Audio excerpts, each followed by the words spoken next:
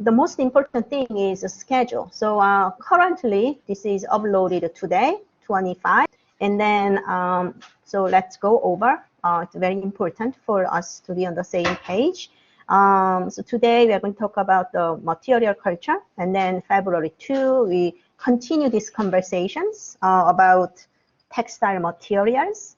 And then Unit 2, we start with the Japanese, because Japan is an island. It's on its own. There were some changes or relationship with China and Korea, but Japan is on its own. So we are going to study first. And also you are familiar with Japan, a lot of students. And then we go to Korean costume. And then we are moving to history of Chinese costume, a little bit longer. China is the longest.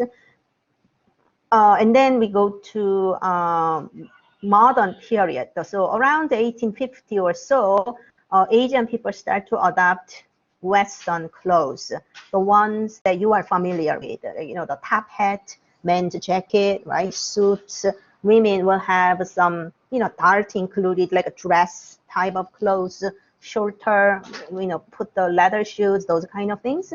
And then they will see the industrial manufacturing. So we are going to study Unit 5.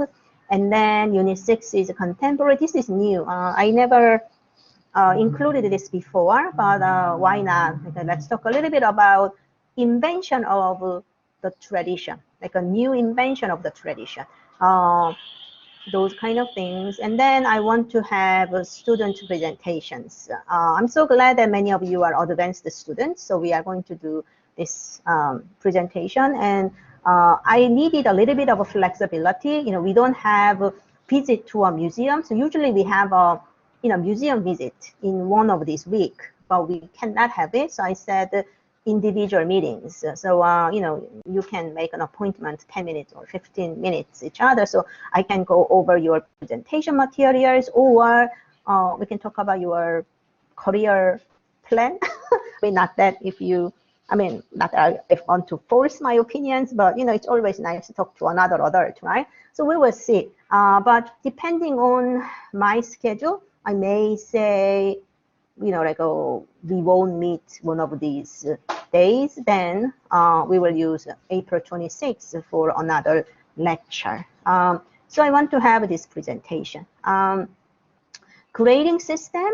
So attendance and participation is 10. That means it's basic. So as long as you come to the class and, you know, you do a little bit of discussions and, you know, participation, 10%. And then, oh, I have to change this. There is no COIL. I used to have a COIL, but there is no COIL. So it's more like your final presentation 10, and then your final paper 20%. So I'm going to change those. And then there are 3 exams. So this is, again, I am a little bit flexible. So we will see, and maybe I will reduce the exams a little bit less, and then make your final presentation a little bit higher. So something that we will discuss. In my class, you should get 93 and above in order to get an A. Right below, like 92.9 to 90, it's A minus, and this is how you will get the grade. But in my class, I don't want students to get B's and C's. You know, like here at FIT, you just get the grade that you are entitled to. You know, I don't have to give you like a percentage. You know, I don't give A's to, let's say, 20% of my class. You know, another 20% get B's. I don't have those system. I mean, you know, if you get above 93, and in many cases, like the Japanese art, a lot of them, like about half of them, gets an A. History of East Asian costume exams are not as easy as I thought.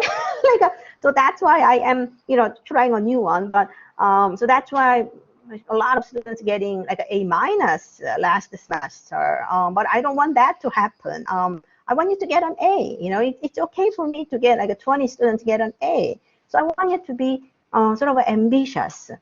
I give you enough reviews, and what can I say? I also want you to try hard.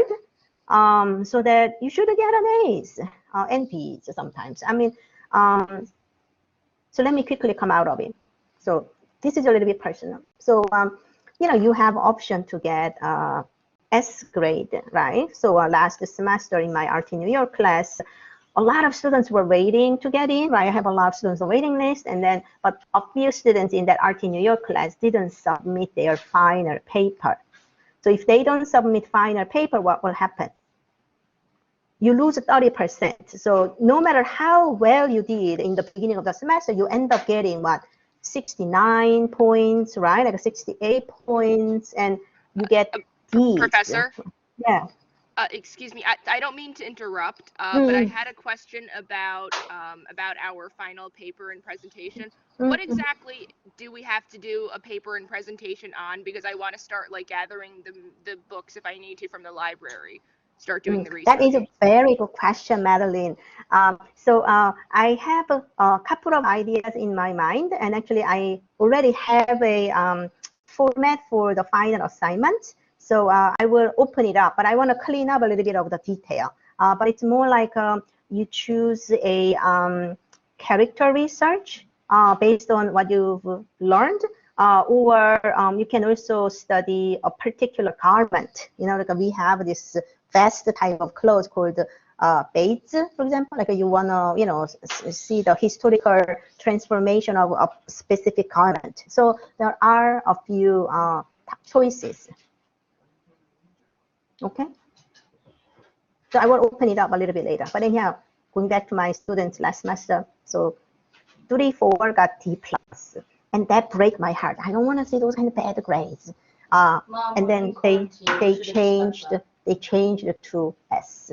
So that's why you didn't submit final paper, even though you are capable of it, right? So think about it. And I want you to have an honest, hard-earned grade because you deserve it. So there is no trick. If you work hard, you get the grade. I also know historically that students are ready when they take my class.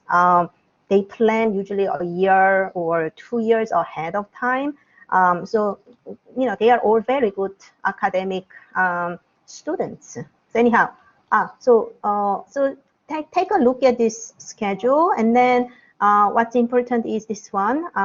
We will have 2 speakers on March 1st.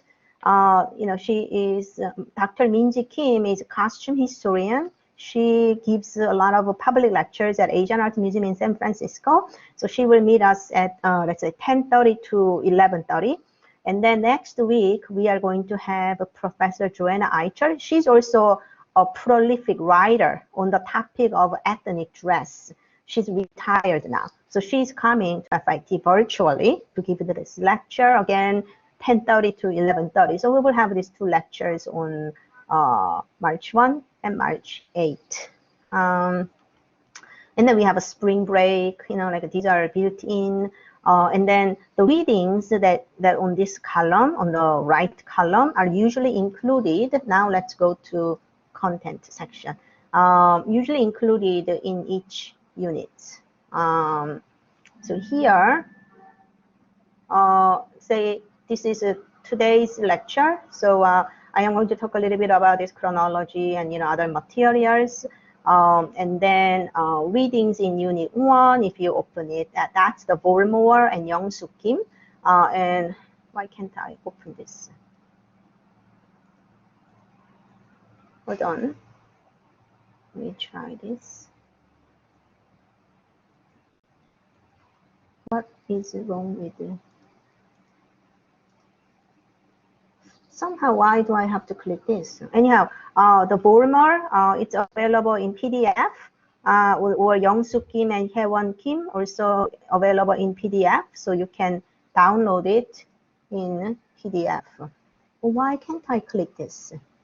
I'll figure it out, but though I want you to be aware that so each unit, right, has a unit number. Let's say Korean clothing. If you open, you have again the unit number and then the presentations, and then you have more readings, and then these kind of information.